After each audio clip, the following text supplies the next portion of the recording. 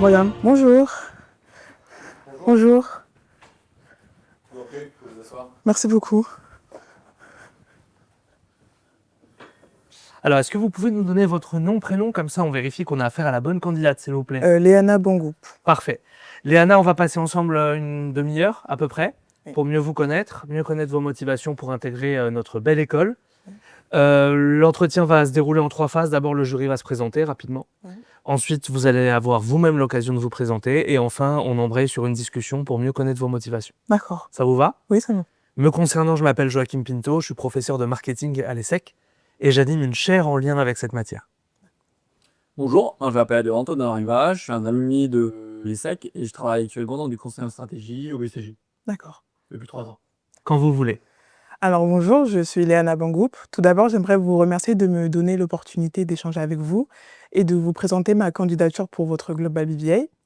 Actuellement en terminale STMG au lycée Lacana à Sceaux et passionnée de sport, plus particulièrement le tennis que je pratique depuis l'âge de 3 ans et la natation depuis 5 ans. Je suis particulièrement attirée par votre école au niveau académique et international, qui, je suis convaincue, me donnera les compétences pour exceller dans le domaine du marketing sportif, des domaines qui me passionnent. C'est pour ça que je vais parler de mon projet professionnel. Mon objectif est de devenir directrice marketing sportif. C'est un domaine qui sera toujours en pleine expansion et c'est un domaine qui requiert des compétences techniques et managériales pointues pour permettre aux entreprises, pour permettre de transformer les entreprises grâce aux données pointues et prédictives. Et cela me rend enthousiaste. De plus, j'ai pu participer au service national universel, SNU, et j'ai pu réaliser 20 heures de travail d'intérêt général au sein d'une fan zone à Sceaux. J'ai aussi été élue 2 années consécutives déléguée de classe, ce qui m'a permis de renforcer mes compétences en leadership, en communication et en représentation. Je suis aussi membre permanente de l'association UNICEF au sein de mon lycée. Je donne aussi des cours de baby tennis au sein de mon club de tennis.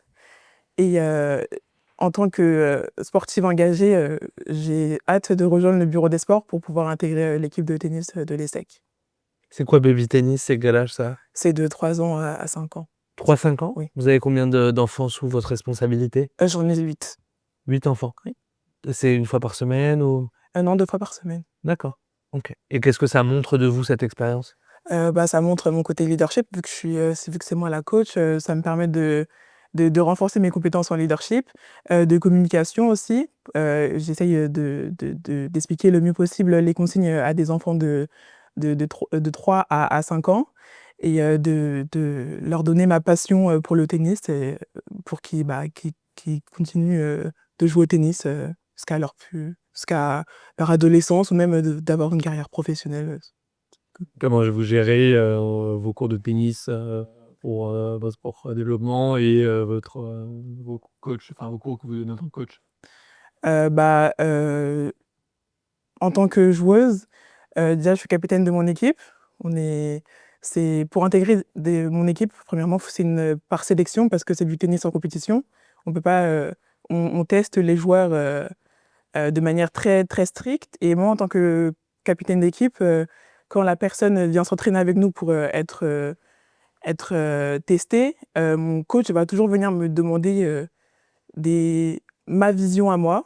Du coup, je me sens vraiment essentielle dans cette équipe, Et quand le coach vient toujours me demander mon point de vue pour voir pour me demander la manière de comment je vois cette joueuse, ça me fait énormément de bien.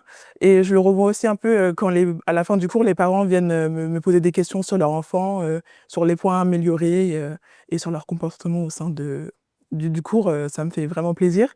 Enfin, je me sens vraiment inclus dans mon club de tennis et je me sens vraiment bien. Là, ouais, c'est vrai, par rapport à votre charge de travail, j'imagine que Ah oui. vous avez beaucoup d'heures de cours pour vous entraîner vous personnellement? J'ai 8 heures par semaine, mais j'arrive à gérer, donc ça me dérange pas du tout de combiner les cours et être coach en même temps. Et ma charge, c'est des cours à l'école, ça me dérange pas du tout. Enfin, Vous êtes organisé? oui, très organisée. J'aime pas que j'aime pas être où tout autour de moi soient pas organisés. Enfin, j'arrive pas à avancer sans les être organisés. D'accord. Tout à l'heure, vous avez parlé de marketing sportif. Vous n'avez pas précisé plus que ça. Est-ce que ça veut dire que votre projet il est dans le tennis? Est-ce que c'est rejoindre une fédération? Est-ce que c'est un équipementier? C'est quoi votre projet? Alors, le marketing sportif, je me positionne dans plusieurs domaines. Donc déjà, il y a les fédérations, oui, avec la fédération de tennis ou même le CEO des Jeux Olympiques. Il y a aussi les grandes marques de sport comme Nike, Adidas qui demandent des compétences pointues pour pouvoir intégrer leur secteur. Et surtout Nike qui collabore avec des grands joueurs qui excellent dans leur domaine, comme Serena Williams au tennis ou Rafael Nadal, ou même les équipes de football en général qui sont sponsorisées par Nike ou Adidas. Ça demande une rigueur.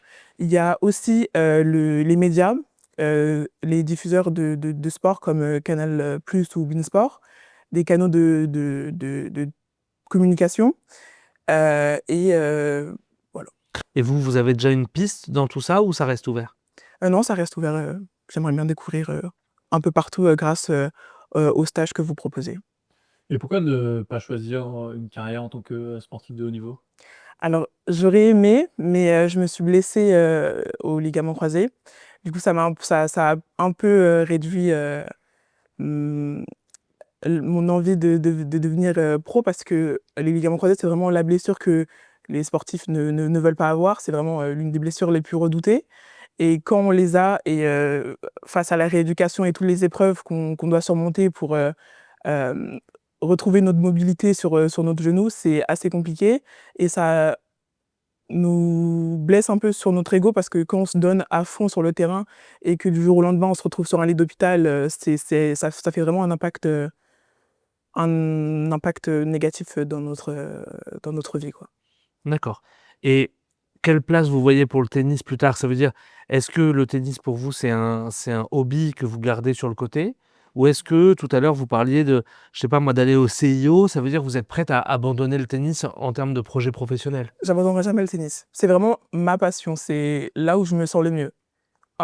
C'est en fait, le tennis, ça me libère, c'est comme, c'est ma deuxième famille. Enfin, quand je retrouve, mes coéquipiers, mon coach, les enfants que j'entraîne, c'est vraiment deux univers complètement différents et même si j'arrive à rejoindre le CEO, des Jeux olympiques, à côté, je vais quand même aller jouer au tennis. Enfin, le tennis, et moi, on est vraiment liés à vie, en fait. D'accord. Est-ce qu'il y a un joueur qui vous inspire, ou une joueuse particulièrement? Il y a Serena Williams et Roger Federer, mes joueurs préférés. D'accord. Vous avez vu que Roger Federer, il a fait un speech un petit peu de fin de carrière, vous avez vu ça ou pas? Oui et c'était très émouvant et ce que j'aime bien avec Roger Federer, c'est qu'il est très proche, des personnes, qui le supportent et il croit en toutes les personnes, qui sont à fond dans le tennis et qui veulent se lancer pour, une carrière professionnelle et j'aime bien, ce côté-là de lui et il est jamais négatif, il est toujours dans le positif et il veut vraiment qu'on avance tous ensemble, dans le tennis vu que ça nous passionne. D'accord. Ça vous a apporté quoi de faire le service national universel? De la cohésion. Énormément de cohésion parce que, un exemple, il va pleuvoir et si, une personne a ramené, sa veste sur, 60 personnes, personne n'a le droit de mettre sa veste. Donc on va rester tous en polo, sous la pluie, donc c'est vraiment de la cohésion. Il y a la rigueur, parce qu'on est entouré d'anciens, militaires, des militaires qui sont encore, sur le terrain actuellement, des pompiers, des pompiers, infirmiers, enfin plusieurs domaines et ils sont vraiment très stricts avec nous. Enfin, on apprend vraiment ce que nos parents ont appris lors de leur, service militaire qui est obligatoire, à 18 ans en France. C'est vraiment la Parents, grands-parents? parents, grands-parents, oui. Et pourquoi vous avez fait ça vous, qu'est-ce qui vous a poussé à vous inscrire dans cette démarche? Alors, en fait, j'ai voulu découvrir. J'avais au lycée, il y avait des flyers, on distribuait des flyers et j'ai voulu découvrir. Je me suis dit, que ça peut être, une bonne expérience et c'est vrai que ça a été vraiment une bonne expérience. J'ai pu, défiler pour le 14 juillet dans la ville, où, j'ai été, affectée. J'ai été reçue par le maire, j'ai découvert plein d'activités comme le handi-basket que je ne connaissais pas du tout et ça m'a permis de renforcer mon sens, des découvertes, en fait. Et vous pensez quoi du fait de rendre obligatoire, ou même d'avoir un service militaire, pour en parler plus long, Moi, ça me dérangerait pas du tout. Franchement, en fait, pour le SNU, je suis vraiment pour, de le mettre obligatoire. Je pense que, ça permettrait, ça permet à certains enfants qui ont pas forcément les mêmes classes sociales de se rencontrer et de découvrir les univers de chacun. Donc, c'est vraiment un truc, Mais concrètement, vous êtes, au même endroit? C'est comme un internat, en fait? Oui, on est au même endroit, on est tous remis au même piédestal. C'est que tout recommence à 0, il y a pas de Faut faire son lit le favoritisme. Il faut faire matin, son lit au carré le matin, on doit, chanter la Marseillaise tous les matins, monter le drapeau, descendre le drapeau, on fait les mêmes activités. Si quelqu'un, a un vélo et que les autres ils sont à pied, personne n'a le vélo, tout le monde va à pied. Enfin, c'est vraiment de la cohésion et c'est vraiment une très belle expérience. D'accord. c'est pas tellement tourné vers la défense ou un petit peu quand même? Alors, il y a de la défense, on a appris, la défense grâce à des militaires qui sont venus. Ils nous ont appris, on a fait un petit parcours du combattant, c'était assez bien. Et, en fait, si une personne, on était par équipe, et si une personne faisait mal les répétitions, on devait recommencer à 0. Et ça a aussi permis de renforcer notre cohésion d'équipe, parce que si une personne perd, toute l'équipe perd. Et si une personne ne réussit pas, on est là pour la soutenir et pour l'aider à réussir l'épreuve. Est-ce que vous pensez pas que, le service militaire, ça incite, ça peut inciter, les jeunes à une certaine forme de violence, Bah, pour ma part, non. Je pense pas que enfin, pour arriver à la violence, c'est vraiment qu'on a passé une étape, enfin qu'on a sauté une étape dans cette formation. Bah, on passe d'un séjour de cohésion où tout le monde doit s'entraider.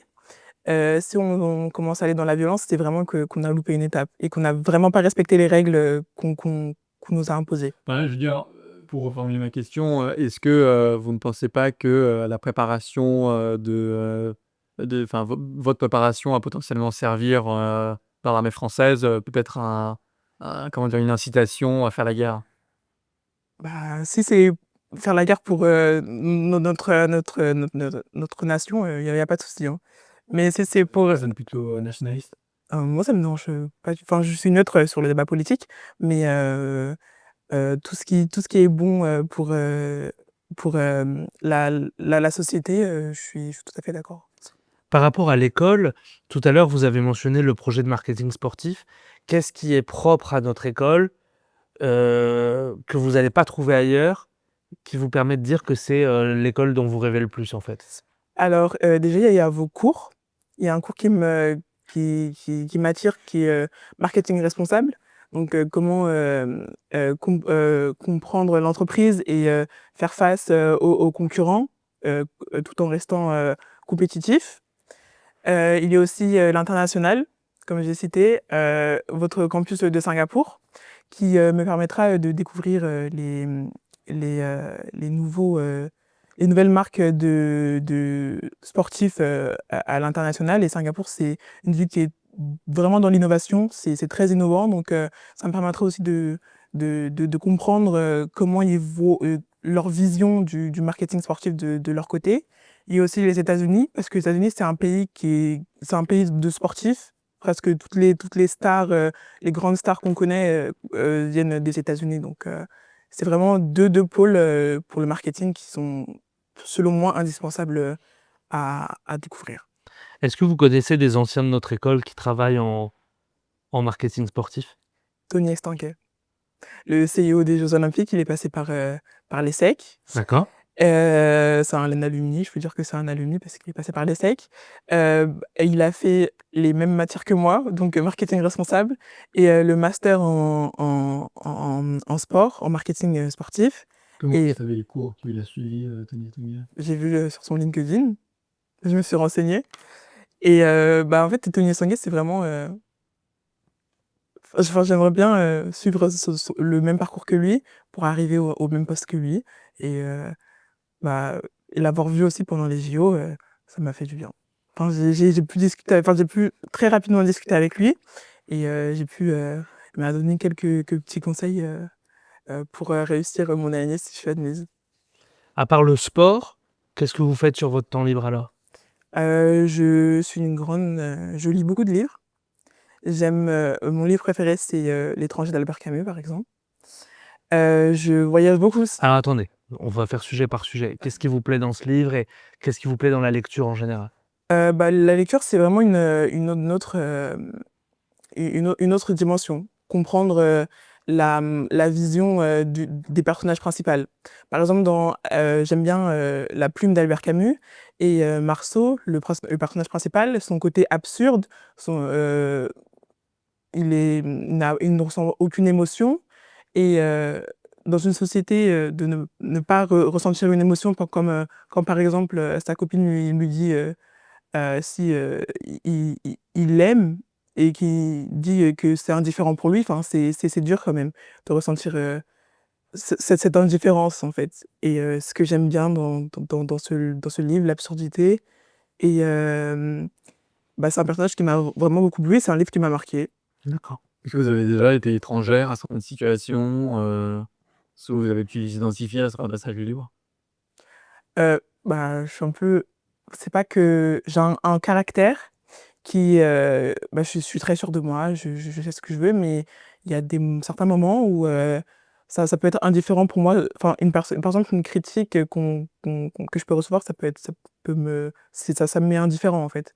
Donc je me retrouve pas vraiment, mais on est tous humains et on a tous un sentiment d'indifférence dans un moment de la journée. Donc vous avez plutôt du mal à accepter le feedback? J'ai pas du mal, mais quand je sais que la personne, par exemple, est là vraiment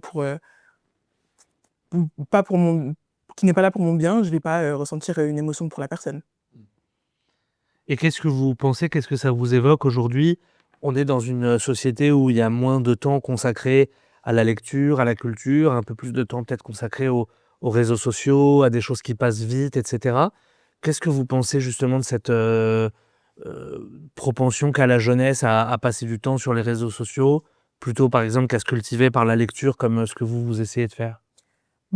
Pour ma part, je trouve que c'est du temps perdu parce que la lecture, ça permet, d'améliorer, beaucoup de nos qualités, comme, notre élocution, de comprendre, les différents, messages que les auteurs veulent nous faire passer et c'est pas à travers, les réseaux sociaux, même si on est dans une société où la technologie, évoluera, et toujours, la lecture c'est quand même, c'est quand même un passage, de la vie où on peut prendre même 3 minutes pour lire quelques pages, ça fait pas de mal, à la personne. Pour se déconnecter, la lecture, c'est toujours, un une bonne activité.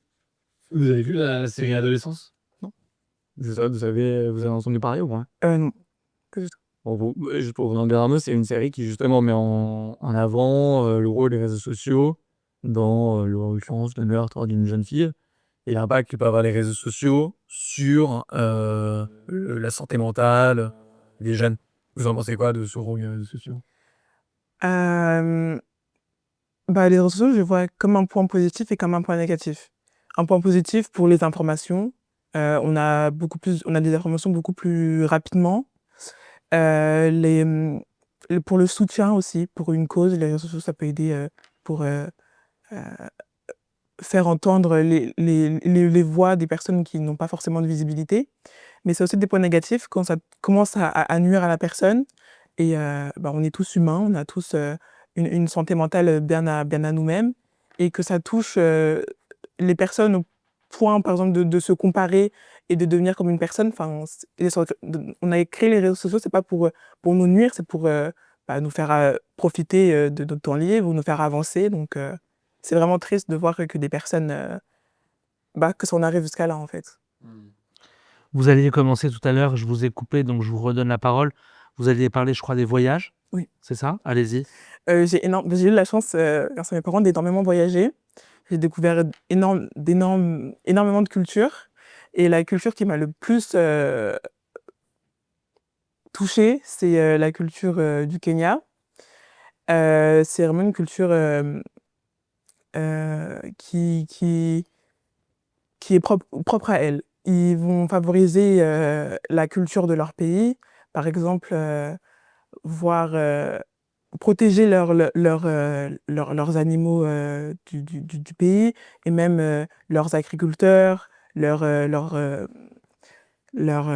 architectes, les personnes qui fabriquent avec leurs mains et avec du bois pur des assiettes ou des bols, c'est vraiment magnifique. Et ils le font tellement bien et on se sent tellement accueilli dans ce pays que bah, cette culture m'a vraiment touchée et de découvrir ce pays, bah, j'ai énormément aimé. C'était en vacances? Oui, C'était c'était en en vacances. D'accord. Vous aimeriez y retourner? Oui, oui. Parce qu'il y a plus de choses, il y a toujours, quand on y va une première fois, on n'a pas toujours le temps de tout faire et d'y aller une deuxième fois pour euh, voir ce qu'on n'a pas pu voir la première fois, c'est toujours bien. Et comment vous combinez ça, le fait d'adorer voyager, vous avez cité les États-Unis, le Kenya, Singapour, avec tout à l'heure, vous avez aussi parlé du cours de marketing responsable. Ça veut dire que peut-être le côté responsable, c'est quelque chose qui vous parle, notamment sur le plan écologique. Comment on combine ça, la volonté de découvrir de nouvelles cultures et le fait que ça peut être polluant de prendre l'avion et de se déplacer? Alors, bah, niveau écologique, bah, l'avion, c'est pas forcément, le c'est peut-être l'un des premiers émetteurs de CO2, mais enfin, c'est pas vraiment, enfin, c'est pas que à cause de l'avion qu'on est dans cette situation. Il y a aussi, les humains et même, plusieurs secteurs d'activité qui Alors, je formule la question sous un angle plus simple. Est-ce que vous, à titre personnel, vous avez des initiatives en faveur de l'environnement?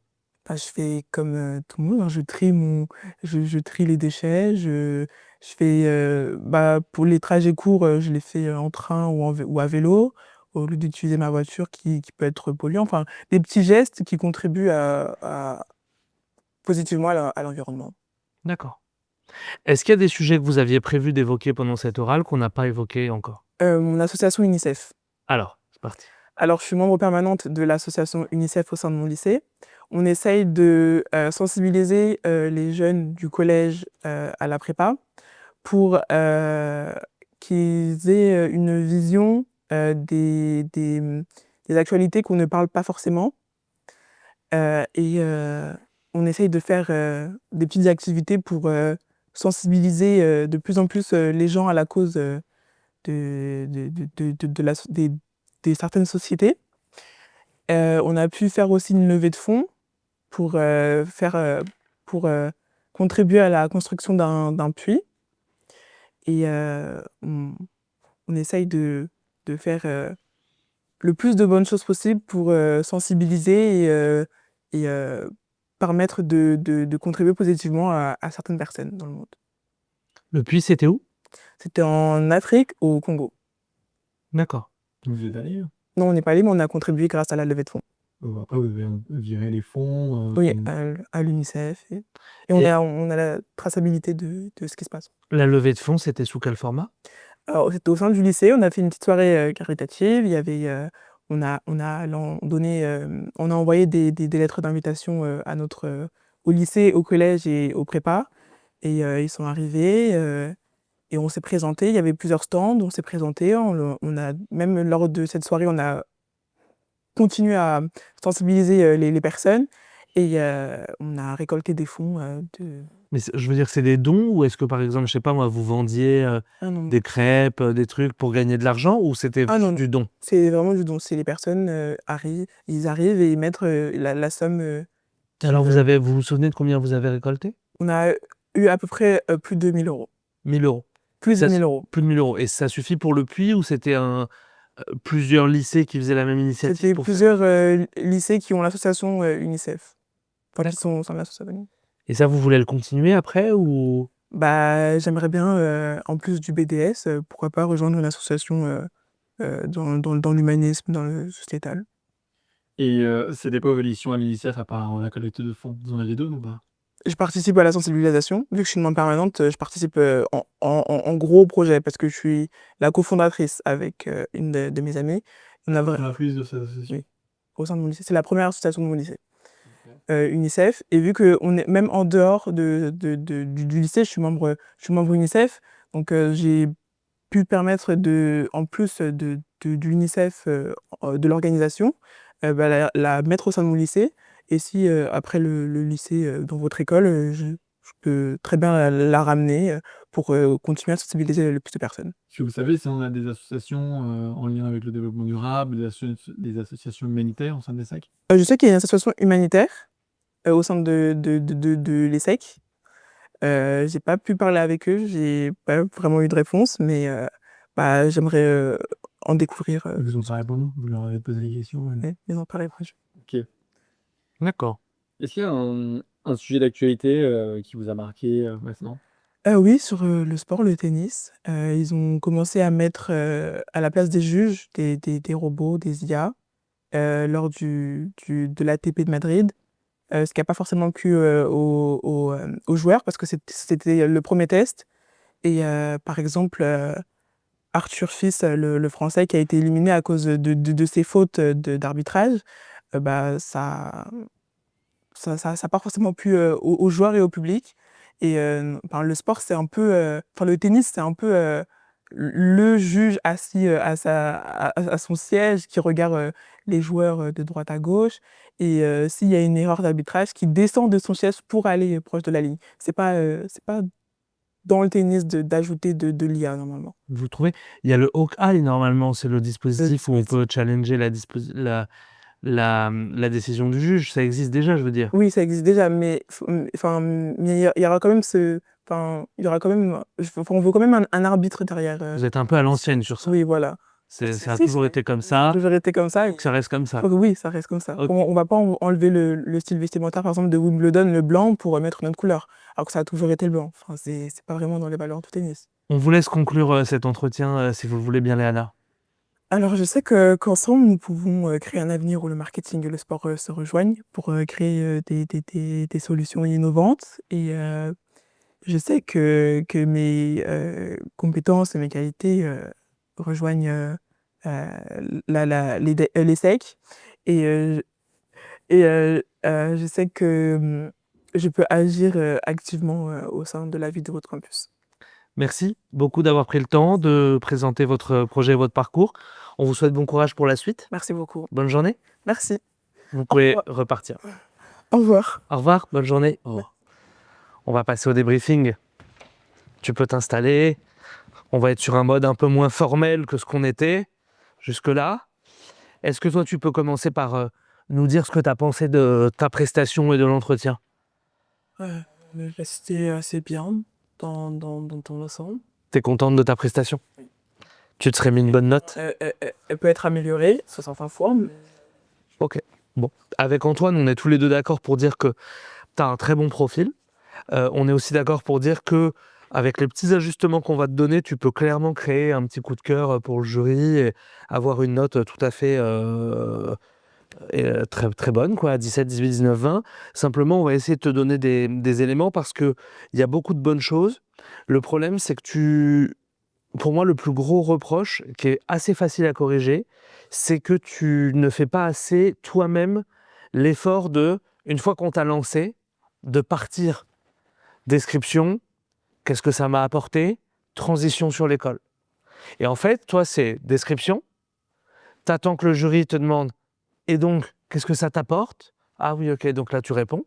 Et il manque un peu la partie école aussi. Il y a tout un moment dans l'entretien, peut-être que tu l'as senti ou pas, mais entre, je sais pas, la 5e et la 20e minute, on n'a plus parlé de l'école. On a parlé du basket, du défilé du 14 juillet, du service universel, de marketing sportif. Mais en fait, on a quasiment l'impression que tu oubliais que c'était l'oral de l'école.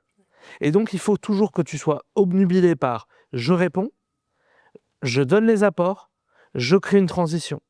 La transition, elle n'est pas toujours sur l'école, elle peut être sur une autre expérience à toi, elle peut être sur ton projet, mais elle doit de temps en temps être sur l'école. Donc ça, pour moi, tu dois travailler ça, parce que tu as bien placé tes billes. On a, à mon avis, posé beaucoup de questions, entre guillemets, que tu attendais, parce que tu as bien mené ta barque sur ça. Mais donc, du coup, dès lors qu'il n'y a pas de surprise, tu dois dérouler ton jeu, en fait. Tu vois, si on fait la métaphore du tennis, tu sais que tu vas jouer un coup là-bas, que la balle, elle va revenir de telle manière, que du coup, tu vas repartir là-bas.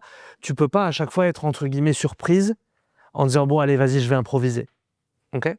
Donc, moi, je suis un peu déçu sur la dynamique où t'attends trop que ton jury te relance. Et nous, on a été sympa, on a beaucoup relancé. Et 2, par la quantité d'informations spécifiques sur mon école. Au final, il y a assez peu de choses où je me dis « Ah ouais, ça, il n'y a que nous qui l'avons ».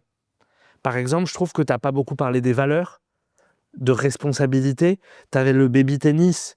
Moi, je m'attendais à ce que tu dises « Ah bah, qu'est-ce que ça vous apporte ?» Bah, responsabilité, c'est une des valeurs de l'école. L'innovation, le sport, tu avais des portes de sortie sur ça. Donc, tu as un peu parlé d'international, tu as un peu parlé d'un cours, mais je pense que tu peux faire plus par rapport à l'exigence de cette école. Je pense que tu peux faire plus et du coup créer un vrai coup de cœur. Voilà. Donc ça, pour moi, c'était sur la partie entre guillemets négative. Sur la partie positive, pour te donner le reste de mon point de vue, je pense que c'est sympa parce que tu as pas mal d'anecdotes. Donc là, pour le coup, tu prends tout de suite l'initiative de dire « J'adore lire, mon livre préféré, c'est ça ». Dommage, après, il manque la suite. Et si tu arrives à tout combiner, ce sera vraiment bien. Mais il y a des anecdotes, c'est sympa, le Kenya et tout. Moi, j'ai trouvé ça cool. Et surtout, tu es très souriante. Et ça, c'est agréable parce que du coup, on a vraiment l'impression, quand tu parles du tennis, quand tu dis que c'est ta deuxième famille et tout, on a vraiment l'impression que quasiment ils sont là, ils sont à côté de toi. Vraiment, tu crois à ce que tu dis. Et ça, c'est agréable parce que du coup, il y a beaucoup d'entretiens où on reproche à l'étudiant d'être un peu monotone, un peu enfermé par l'enjeu. Toi, on a quasiment l'impression que c'était une discussion quasiment amicale qu'on avait. Donc, moi, j'ai trouvé ça bien. Et voilà, on a décidé de te mettre la note de 16 sur 20. On a hésité entre 15 et 16, on va dire. Mais du coup, pour vraiment t'envoyer le signal que si tu corriges pour moi ça, et après je vais laisser Antoine, si tu corriges ça, tu peux vraiment créer un petit coup de cœur grâce à ton profil complet et motivé et volontaire. Pour moi, je souscris à ce qui a été dit. Pour ajouter un point, un exemple pour prouver, enfin, t'aurais ajouté, enfin, sur ce que Joachim vient de dire. Par exemple, sur l'UNICEF, je sais pas si t'as senti, mais on te parlait, on savait pas vraiment l'émission que tu faisais. Tu vois, on a su finalement, après 1 minute 30 de discussion, que tu as cofondé cette association. Tu vois, ce genre d'éléments qui finalement manquent à donner les éléments les plus, enfin, comment dire, à venir une vision complète de ton expérience. Donc à la fois pour le service national universel, tu vois ce que tu as fait, etc., UNICEF, le livre, etc.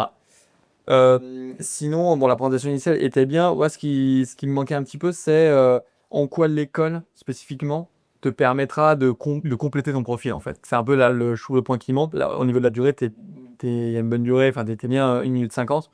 Mais il manquait un petit peu ce côté, à l'ESSEC, précisément, me permettra de m'épanouir, d'accomplir mon projet pour telle et telle raison. Typiquement, les valeurs, c'est une bonne raison. C'est un bon élément parce que c'est un élément intrinsèque. Il n'y a pas d'autres écoles qui ont les mêmes valeurs que l'ESSEC. Au niveau de ton projet professionnel, moi, je trouve que ça aurait été intéressant aussi de donner peut-être un élément un peu intermédiaire, donc directrice marketing sportif, ok, très bien. Des très court terme, qu'est-ce que tu imagines comme job, je dirais, qui permettent de créer en fait une continuité dans ton projet professionnel, expliquer au jury enfin, ce que tu veux faire. Et sur l'école, donc oui, en fait, la seule chose que tu as citée qui est vraiment propre à l'ESSEC, c'est le campus à Singapour. Donc là, donc, les valeurs, l'alumni aussi, effectivement, mais sinon, Qu'on a demandé à l'alumni. qu'on a demandé, mais sinon, effectivement, ouais, les valeurs, il faudrait bien un nom de prof. Un nom de cours qui soit pas un cours trop général, marketing responsable, probablement toutes les écoles l'ont. Et une chaire, par exemple, qui pourrait être intéressante, ou des cours un peu spécifiques, ça pourrait être intéressant. Et le côté associatif, tu vois, par exemple, c'était trop large, tu ne souvenais plus du nom de l'association, tu l'as pas donné, le nom de l'association humanitaire qui t'intéressait. Voilà, mais ça pouvait être bien de donner. L'IA, moi, je t'ai trouvé dur un petit peu avec l'IA sur le tennis. Je suis d'accord. Ton point de vue, là, il est intéressant et il est j'allais dire honorable parce que tu es parti de haut niveau. Mais c'est quand même l'IA, il va y avoir de l'IA dans le tennis, comme il va y en avoir partout. Et donc, peut-être ça peut être intéressant, tu vois, ça, plus le fait que tu aimes bien le service national universel, ça peut donner une vision de toi un petit peu, enfin, qui est pas, comment dire, tu pourrais À l'ancienne. un peu trop à l'ancienne, voilà. Et je me permets, Antoine, juste, d'autant qu'une des valeurs de l'école, c'est l'innovation. Et donc, on était en fin d'oral, mais du coup, on aurait pu dire ah bon, mais du coup, vous êtes contre l'innovation, etc. Tu peux prendre le même exemple d'actu qui est sympa et le tourner en disant qu'il y a une complémentarité à trouver et qu'aujourd'hui, c'est un peu les balbutiements et que du coup, ça a créé un peu des frictions, mais il y a quand même d'autres sports sur lesquels, par exemple en football, tu as un truc qui s'appelle la goal line technology. Bon, bah, au début, c'était hyper critiqué. Maintenant, le truc a fait ses... Voilà. Peut-être que tu serais, même si toi, ton avis, c'est de dire il faut rester avec l'arbitre et tout, l'arbitre, il peut pas tout voir, il a des défauts aussi. Donc, ne va pas quand même à l'encontre, sachant que toi, tu vas bosser pour des fédérations ou des CIO et tout, qui vont mettre en place ça. Tu vois, il y a quand même beaucoup d'innovations qui sont liées à la technologie. Donc, je trouve que voilà, moi, je suis d'accord avec ça. Tu devrais être un peu plus nuancé sur le rôle de l'innovation parce que tu vas être dans une école qui promeut justement la data, l'IA, qui va avoir des cours en lien avec ça. Donc, tu n'as pas trop d'intérêt à donner ton vrai avis du fond du cœur, tu vois. Et je me demande si ça serait pas intéressant de creuser un petit peu le CIO, dire pourquoi ça t'intéresse particulièrement d'intégrer cette fédération, Parce que je lui donne CEO, Nike, Adidas, ça fait beaucoup d'informations.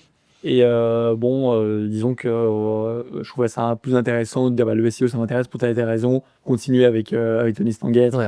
C'est dommage, moi je suis d'accord. C'est-à-dire que Tony Estanguet, tu le sais que c'est un alumni, dis-le. Une chose, elle a plus de valeur si tu la mènes toi-même sur un plateau que si on te la demande. Est-ce que vous connaissez un alumni? Oui, Tony Estanguet. Ça aurait plus de valeur si tu avais fait CIO, dont d'ailleurs un de vos alumni, Tony Estanguet, quelqu'un qui m'inspire particulièrement. J'ai pu lui serrer la main lors de tel truc. Et là, tu vas prendre en main l'entretien et on va passer d'un truc où nous, on doit un peu réfléchir à la question suivante à une vraie discussion. Et là, tu vas créer un vrai coup de cœur. Okay, là où je rejoins 100% Antoine, je voulais le dire, mais merci de l'avoir dit, c'est que je te conseille pas de parler de Canal+, beIN Sport, ça amène du parasite, Oui, un peu. Ouais. un peu, et en fait finalement c'est pas ça ton truc. Toi ton truc, c'est effectivement, de ce que je ressens, c'est plus autour du tennis, et même Nike, Adidas, je rejoins Antoine, moi focalise-toi sur FFT et CIO, ça a l'air de bien te parler. Et Nike, je pensais que tu allais faire la transition en disant que tu étais sponsorisé parce qu'on en a parlé au Coach Center.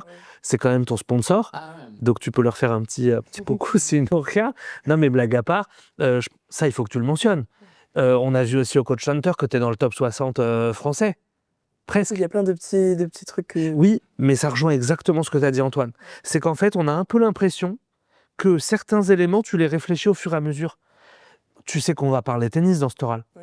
Donc, tu dois cadrer ton discours. Je fais 8 heures de tennis par semaine. Je suis top 60. Mon objectif, c'est le top 50. Je suis sponsorisé par Nike. Tout ça, c'est des punchlines. Tu ne peux pas en faire l'économie, tu vois. Tu dois travailler. Comme tu as plein de trucs à dire, tu dois travailler ton discours. Et surtout, les apports. Le début de l'entretien, il était un peu poussif. Ah, moi, je te lance sur le baby tennis. Je me dis, ah bah vas-y, sympa, tu vois. Ils ont quel âge? 3 à 5 ans. Ils sont combien? 8. Ah non, ils ont 3 à 5 ans, ils sont 8. Et justement, moi, ce que j'adore, c'est qu'il y en a dedans, ils adorent le tennis. Il y en a, c'est un peu plus dur. Et moi, ça me fait réfléchir aux séances. Je suis quelqu'un de très organisé. J'adore transmettre. D'ailleurs, si je viens à l'école, j'aimerais vraiment aller au BDS. Moi, j'aimerais faire un cours initiation au tennis. Parce que c'est dur de commencer un nouveau sport à 20 ans. Tu vois, c'est pas du tout le même début d'entretien. On va se dire, putain, elle a du punch, elle est dynamique. Et il faut que tu les bouscules. T'es un peu trop gentil avec ton jury. Il faut que tu leur rentres dedans, que tu parles fort, que tu tapes sur la table comme ça, parce que tu as plein d'éléments à mettre en avant. OK? Et moi, je te connaissais pas donc avant cet entretien. Et pour appuyer ce que disait Joachim, moi, je pensais que tu étais classé, je sais pas, 15 4 quelque chose comme ça, à un classement un peu middle, tu vois. Et t'es pas... Non, mais je veux dire... T'es dur. Je veux dire que t'étais pas... Top 60. Que t'étais pas top 60. Et je me suis dit, elle en fait, OK, un petit peu en compétition, mais pas vraiment, en fait, tu vois.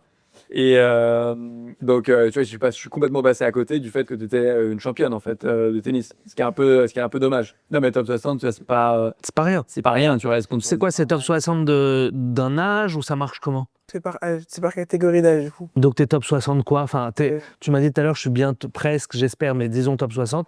De quoi? Des moins de 20 ans? Des moins de 18? Non, 17-20. 17-20. C'est pas mal.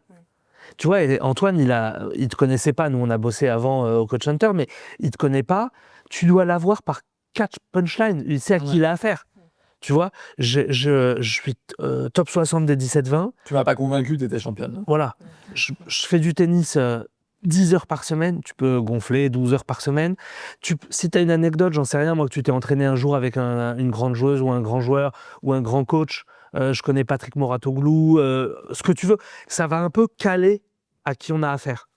Donc moi, j'étais un peu biaisé au sens où je le savais, j'ai rien dit. Je me suis dit, elle va le dire. Ah ben non, elle l'a pas dit. Donc du coup, à un moment, c'est à toi de le dire. Et ça, tu dois le travailler parce que c'est pas surprenant. C'est peut-être un peu plus surprenant. Quel pays vous a marqué? Est-ce que vous connaissez la série Adolescence? L'étranger de Camus? Bon là, ok. Mais sur le cœur de l'entretien, tu dois pas laisser de place au hasard. Ok. D'accord? D'accord. Ok. Et ouais, peut-être dernier point de mobilité, à la fin, c'était bien ce que tu as dit, mais ce qui peut être intéressant, tu vois, le jury se présente et c'est de poser une question sur le parcours d'un des membres du jury. Donc retenir ce qu'ils ont dit et poser une question un peu de curiosité sur leur parcours, projet, ça, etc. Et le mieux, c'est d'arriver à trouver un lien entre toi et les membres du jury sur, je suis des professeurs de... Moi, je me suis présenté en tant que professeur de marketing, donc c'était royal pour toi. Ouais. Tu vois, est-ce que vous, dans votre carrière, il y a une mission marketing qui vous a particulièrement intéressé? Est-ce que vous avez pu toucher au domaine du sport? Et toi, tu as intérêt à prolonger l'oral. Plus l'oral se prolonge et plus c'est bénéfique pour toi. Donc, c'est pas, voilà, je viens, je parle de moi et puis je pars. Il faut vraiment que tu montres que tu as envie de créer un échange. Okay. Et moi, je voulais juste rajouter un dernier truc. C'est que on a parlé 2 fois des réseaux sociaux. Moi, je te l'ai d'abord amené sur la différence entre toi qui aimes bien lire et le fait qu'on dit que les jeunes, ils passent beaucoup de temps à scroller, etc. Et je trouve que la première fois, tu as eu une réponse qui était beaucoup moins bien que la deuxième fois, où tu as dit oui, il y a un point positif sur les réseaux sociaux, c'est les informations, la visibilité. J'ai trouvé ta deuxième réponse beaucoup plus nuancée et pertinente. Et je te conseille toujours, ça c'est un truc que je te conseille, quand tu as du positif et du négatif, toujours commencer par le négatif. Comme ça, tu vas terminer par le positif. Et comme ça, ta transition, elle est beaucoup plus facile. Exemple, il y a du négatif, comme vous l'avez dit, etc., le harcèlement, etc. Mais les réseaux sociaux, c'est aussi du positif. Les informations, la visibilité. C'est la même chose. Sauf que là, on peut faire une transition. 5 minutes avant, dans l'oral, tu as parlé de je connais le parcours de Tony Estanguet via LinkedIn. Bah, c'est un réseau social. Donc ça te faisait une porte de sortie. Ou alors, j'ai vu que vous aviez fait un live d'information sur Instagram. Et d'ailleurs, j'ai appris que c'est un réseau social.